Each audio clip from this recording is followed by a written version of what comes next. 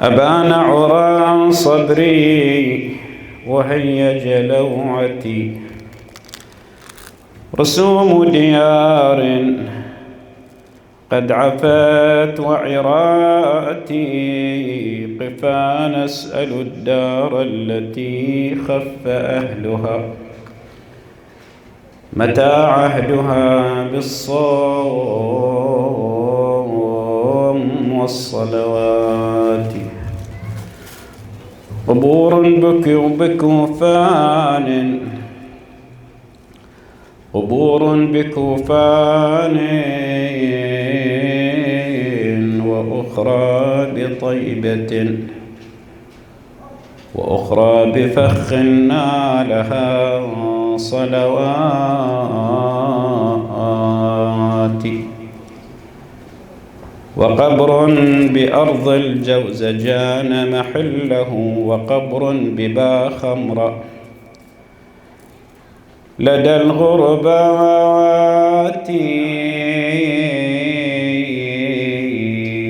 وقبر ببغداد لنفس زكية تضمنها الرحمن بالرحمات.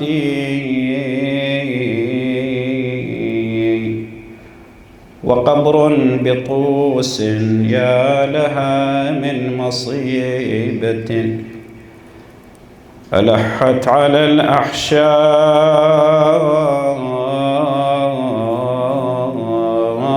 بالزفرات، إلى الحشر حتى يبعث الله قائما، يفرج عنا الهم والكربات.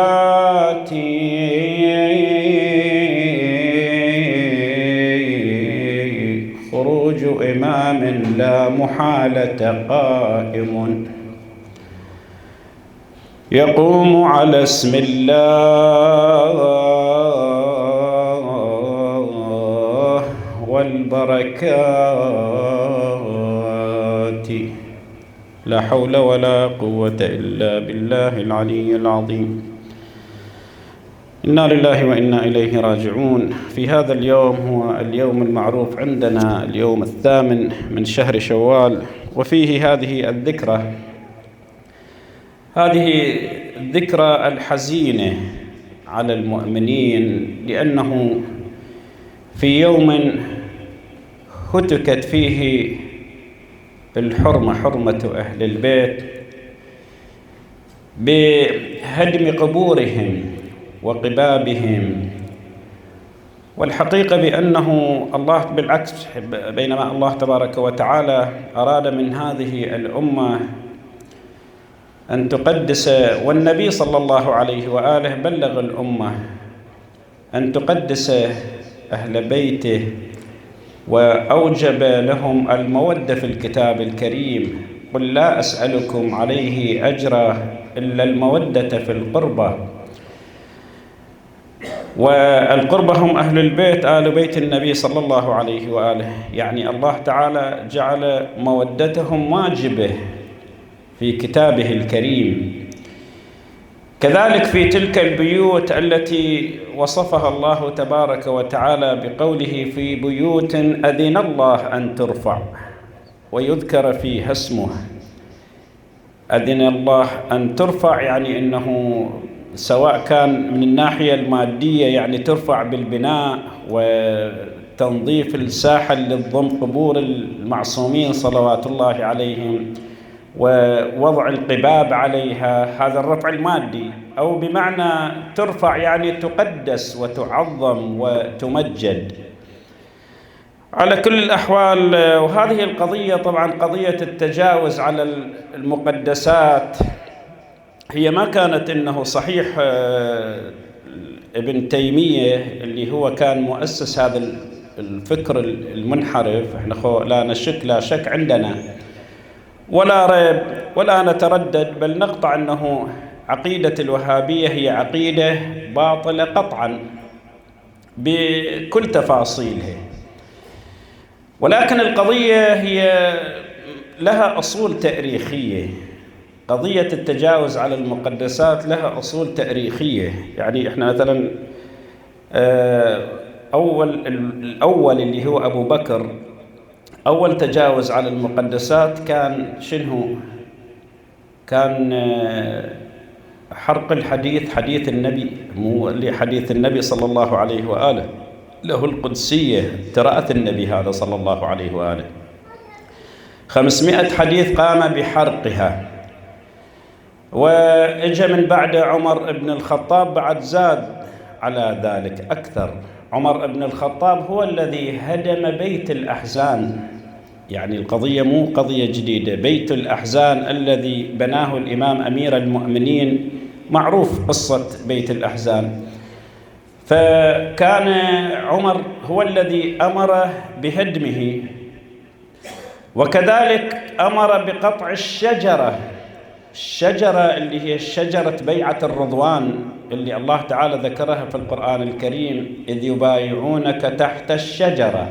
الناس هذه شجرة، وتمت البيعة للنبي صلى الله عليه وآله في ظل تلك الشجرة، فكان النبي صلى الله عليه وآله يجلس تحتها. من بعد رحيل النبي جاء المسلمون يتبركون بالشجرة وبهذا المكان، فأمر عمر أن تقطع هذه الشجرة. وحينما سئل عن السبب قال لئلا يفتتن بها الناس، حتى الناس ما شنو تعظيم شجرة ومكان، لكن هذا الفكر هو كان موجود في ذلك اليوم. وحينما كان الإمام أمير المؤمنين في يوم من الأيام يلصق بطنه بالحجر الأسود، الحجر اللي هو للكعبة المشرفة، فكان عمر يسأل قال ليش تفعل هكذا؟ فالإمام أجابه قال هذا فعل رسول الله، رسول الله هذا يفعل صلى الله عليه وآله. فقال له، هذا عبارة ينقلونها عندهم في كتبهم يقولون، فقال له لولا أن النبي كان يقبله لما قبلته، ولو كان الأمر إلي لرفعته شلته، يعني حسب تعبيرنا كلش الحجر الأسود ما خليت له أثر. فكان هذا الفكر هو فكر موجود في ذلك اليوم. أرض البقيع كان عثمان بن عفان حينما قتل من قتلوه، بعد قتلته صارت أنه على أيدي المسلمين، فمنعوا من دفنه في مقبرة المسلمين، قالوا ما يدفن في مقبرة. الأفعال اللي كان يقترفها والأعمال اللي صدرت من عثمان بن عفان، فسخط عليه المسلمون ودفنوه بمقبرة اليهود. دفنوا عثمان بن عفان 3 أيام، حتى أنه عند بعض الأخبار بعض الكتب يقولون حتى أكلت الكلاب رجله. 3 أيام ما مدفون ذابين في زبالة بالمدينة هناك. وبعدين باليوم الثالث دفنوه في مقبرة اليهود. من اجوا بني أمية سووا شلون حتى يخلون هاي القضية، هو أموي من عندهم لا يريدون يبشون قبره، فوسعوا مقبرة البقيع بحيث المقبرة من أجل حتى يكون عثمان بن عفان وين، حتى يكون عثمان بن عفان داخل البقيع. على العموم على كل الأحوال، فالشاهد من هذا الكلام إنه الله تبارك وتعالى أمر بتعظيم أهل البيت، بتقديسهم، بالمودة والولاء لهم، والنبي أوصى كذلك صلى الله عليه وآله. المودة مو فقط إنه يعني عليها حسب التعبير إنه عدة مصادق تنطبق عليها، من ضمنها إنه المودة لأهل البيت، الأخذ بسيرتهم، حبهم صلوات الله عليهم. كذلك من الدوافع اللي إلها ارتباط بمودة أهل البيت أنه احترام المكان اللي يدفن به. بس احنا عندنا أنه حتى المؤمن العادي، المؤمن من سائر المؤمنين له حرمة، حرمة المؤمن ميت كحرمته حي. شلون إلى حرمة وهو في حال الحياة؟ عندنا بالروايات كثير أنه اللي تتحدث عن حرمة الإنسان المؤمن. المؤمن مو شرط أن يكون مثلا يعني ما يذنب، لا، ممكن أنه يذنب ولكن هو عنده ذنب لكن ما يتجاهر بالذنب، هذا إلى حرمة. لذلك غيبته حرام ما تجوز. الغيبة ليش؟ إنه بها تشديد، بها تشديد لأنه مؤمن. هذا يصدر من عند الذنب بالخفاء، أي نعم يصدر من عند الذنب، ولكن مع ذلك أنه له حرمة، هذا اللي يهتك الحرمة، اللي يتجاهر بالمحرمات، إذا جاهر الفاسق بفسقه لا غيبة له. فالمؤمن له حرمة عند الله تبارك وتعالى في حياته، من بعد الحياة هم كذلك. ليش عندنا أنه يدفن ما يجوز أنه يندفن مثلا إنسان مؤمن تجيب الدفنة بمكان قريب من، افرض على سبيل المثال مزبلة، بيهتك، إذا بيهتك حرام يحرم، أو بالقرب من بالوعة، أجلكم الله، بالوعة بها نجاسات مثلا، ما يجوز. ليش؟ لأنه للمؤمن حرمة عند الله تبارك وتعالى، هذا الإنسان العادي. فكيف إذا كان هو من الأولياء، من الأتقياء، من الأنبياء؟ الشيء الآخر أنه نشوف أنه تاريخ قضية هذه القباب، وإحنا الحديث بعد خاص في هذه المناسبة. قبور الأئمة، قبور أئمة البقيع صلوات الله عليهم هدمت مرتان، هدموها مرتين مو مرة واحدة. المرة الأولى عبد العزيز بن سعود، ذاك اللي هو كان أصل آل سعود بوجوده في السنة طبعا قديمة 1220، يعني قديم ملكهم آل سعود.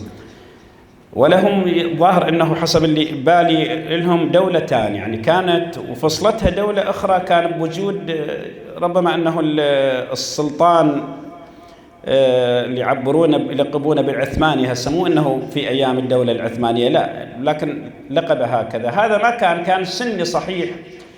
حينما هدمت في ذلك الزمن واستولى على المدينة، على الحجاز، يعني فترة من الزمن أعاد البناء، لأنه القضية ما كانت معروفة عند كل السنة كما هو معروف الآن. لما جاي نشوف بلدان بها سنة صحيح، لكن السنة ما عندهم أنه بعقيدتهم بشكل عام أنه ما يجوز البناء على القبور، أو لا، عندهم مصر هسه على سبيل المثال، مو أنه مشيد، اللي يعتقدونه هم قبر السيدة زينب مشيد عندهم.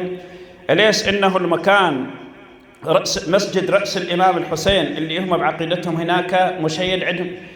لكن وهذا حتى أنه في أيام النبي صلى الله عليه وآله كانت في ذلك الزمن كانت أكو قبور مشيدة للأنبياء في محضر النبي صلى الله عليه وآله. ومرت القرون العديدة إلى أن جاء هذا اللعين اللي هو ابن تيمية، وبعدين أفتى بهذه الفتوى.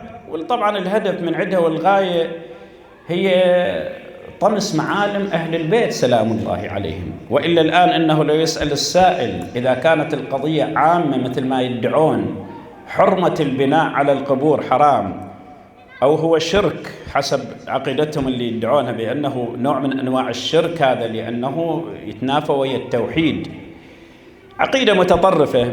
إذن القضية إذا كانت هكذا، لماذا بقي الآن أنهم تروح للمدينة قبر عمر وأبو بكر موجودات؟ وين دافنيهم؟ طبعا معروف أنه أبو بكر قبر النبي صلى الله عليه وآله إلى جوار النبي، وطبعا إلى جوار النبي من باب الغصب أدخلوهم، أساسا هذا مو حقهم، لم يدفنوا، لأنه هذا المكان اللي دفن فيه النبي صلى الله عليه وآله هو المكان ملك النبي في حجرته، المكان في حجرة النبي صلى الله عليه وآله. ولكن بما أنه هم أهل السلطة كانوا بذاك اليوم، جابوا أبو بكر ودفنوه في بيت الرسول صلى الله عليه وآله، وأجى عمر من بعده ومات كذلك دفنوه. هذا ذكرنا بقضية ولو مو كلش بمحلها، يمكن احنا ليالي شهر رمضان ذاكرينها. هذا من التقى أحد أصحاب الإمام الصادق سلام الله عليه، ولقى اللي اسمه الفضال ابن الحسن بن فضال، التقى بأبي حنيفة بأبو حنيفة، وجاء يحتج عليه بهاي قضية. شنو كان كلامه؟ قال له: يا أبا حنيفة، كان لي أخ، كان عندي أخو يقول أفضل الناس من بعد رسول الله صلى الله عليه وآله. هذا أخوي يقول له، هو طبعا مو أخوه بس هو راد يجي له بهالطريقة هاي. يقول علي بن أبي طالب وأنا أقول له: لا، أفضل الناس، أفضل الصحابة من بعد رسول الله هو أبو بكر. أنت شو تقول يا أبا حنيفة؟ قال: شنو جواب أبو حنيفة كان؟ قال: يكفيهما عظمة وفخرا وقدسية أنهما ضجيعا رسول الله في قبر، يعني قريبين، ضجيع يعني القريب يكون. يقول له يعني بمعنى أنه يكفيهم فضل، هم فضلهم يعني الأول والثاني وعظمتهم أنهم مدفونين يم رسول الله صلى الله عليه وآله. هذا دليل أبو حنيفة. لكن ايش رد علي هذا صاحب الإمام الصادق؟ قال له أنا قلت لأخي ذلك، قلت له ذلك، ولكن أخي احتج علي، قال لي إنه إذا كان هذا المكان لرسول الله، إذا كان المكان هو بالأصل للنبي صلى الله عليه وآله، فقد ظلماه، يعني غصب اجوا ودخلوا بدفنهما في هذا المكان. وإذا كان لهما فقد أساء لرسول الله، يعني بالطرفين، إذا لرسول الله هم غاصبين لحق النبي وظالمين إليه، وإذا كان المكان المدفون هو إلهم مو للنبي صلى الله عليه وآله فقد أساءوا لرسول الله. ليش أساءوا؟ لأنه يقول على فرض أنه إلهم ووهبوه للنبي. شلون النبي اندفن صلى الله عليه وآله غير وهبوه، يجي ملكهم يندفن. فبالتالي حينما دفن النبي صلى الله عليه وآله وإجوا النوب هم يعني رجعوا بالهبة اللي وهبوها النوب إجوا، فصارت إساءة ما صار بها فضل لهم. فاشرد علي أبو حنيفة قال له لا، هو لا له ولا لهما، يعني لا هو لرسول الله هذا المكان ولا لهم. علما قال له إنهما نظر في حق ابنتيهما، يعني هذا بنت عائشة والثاني بنتياه حفصة، فكل واحد إلى حق الإرث. قال له أنا هم قلت لأخي ذلك، أخوي هم قلت له شيء، ولكن أخي احتج علي قال لي أنت تعلم أن النبي صلى الله عليه وآله مات عن 9 نساء. ايش قد 9؟ والمرأة ايش قد ترث؟ 1 أو 2 أو 3 أو أكثر، ايش قد إرثهن؟ 8، يعني 9 ب8. قال له فإحنا ضربنا 9 في 9 طلع شبر، فشلون إنه الزايد شلون نسوي له؟ هذه واحد. ثم بعدين قال له زين، إذا أنت قضية الإرث تذكرها، فما بال عائشة وحفصة يرثان من رسول الله وفاطمة ما إلها إرث عندكم؟ شنو جاب أبو حنيفة؟ قال لهم يا قوم نحوه عني فإنه رافضي خبيث. بعد ما تكون قطعة القضية بعد.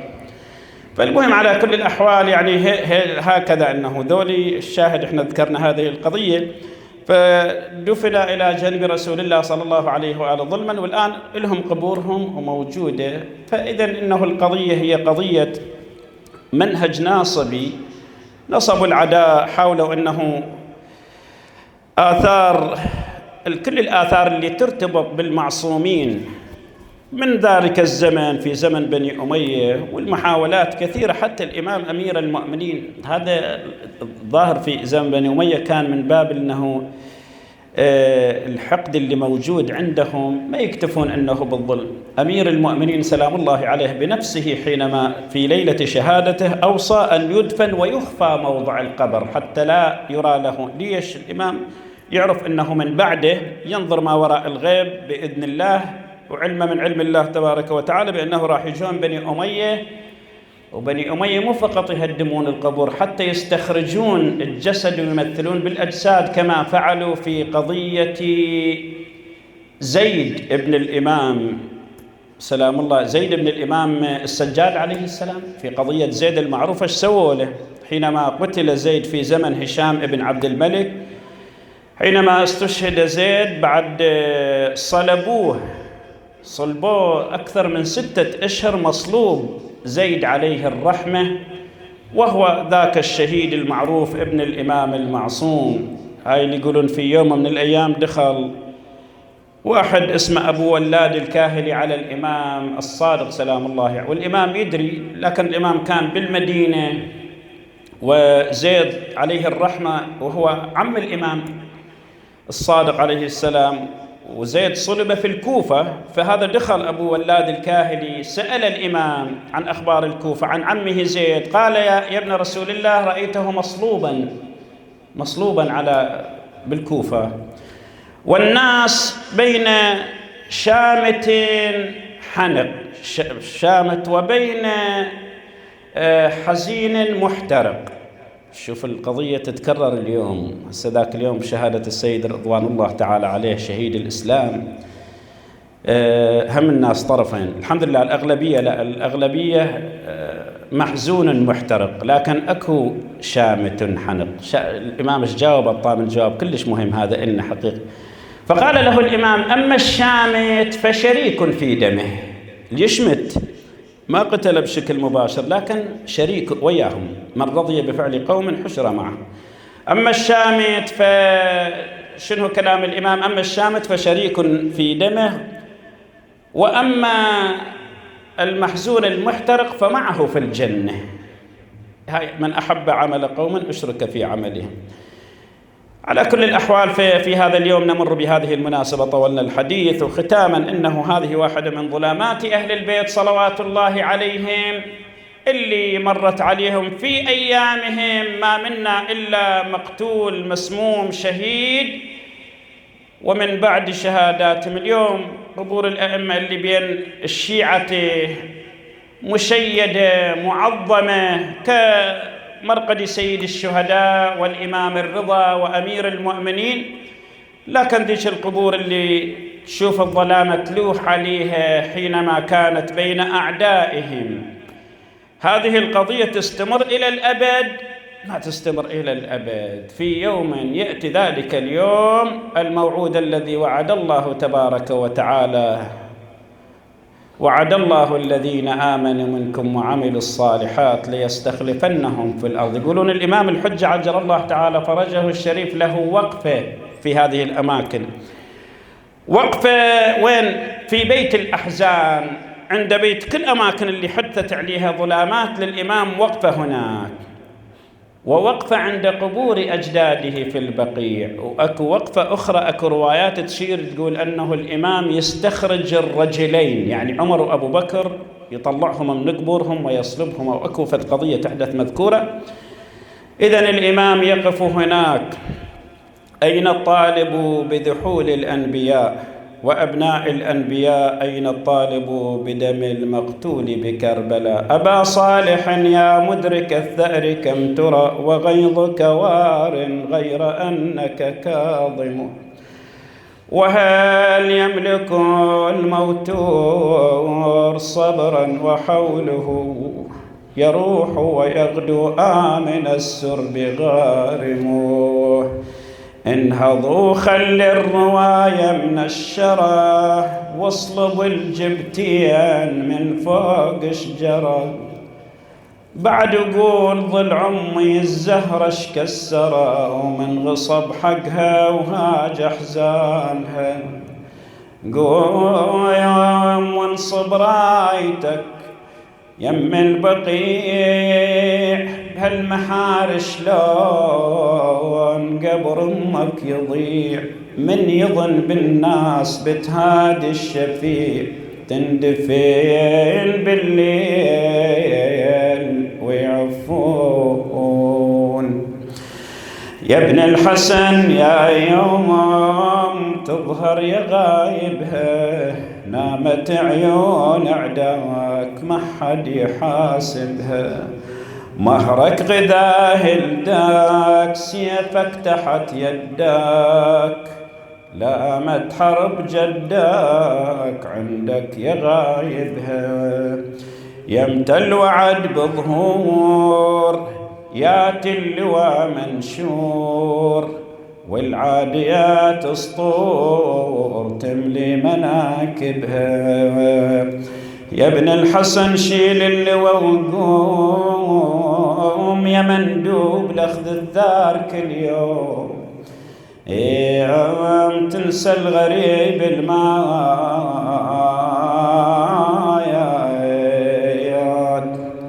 هيات مظلوم. راعي الثار ما يظهر على ما ينشر لليتانون، على ما إن سبمتون عماتا، على ما يبضل بصياط زجر وجاير. يا رمي